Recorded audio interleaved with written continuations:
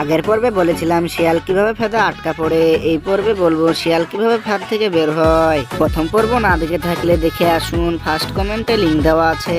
রাতে শিয়াল ফাঁদ থেকে বেরিয়ে আসার অনেক চেষ্টা করলো এবং তার বন্ধুদের কাছে সাহায্য চাইলো, কিন্তু তারা দূর থেকে মুখ ফিরিয়ে চলে গেল।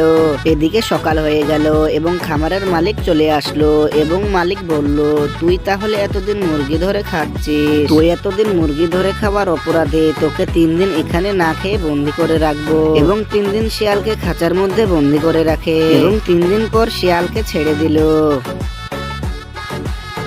তুমি আমাকে মেরে ফেলতে পারতে, কিন্তু তুমি তা করনি। তোমার অনেক দয়া।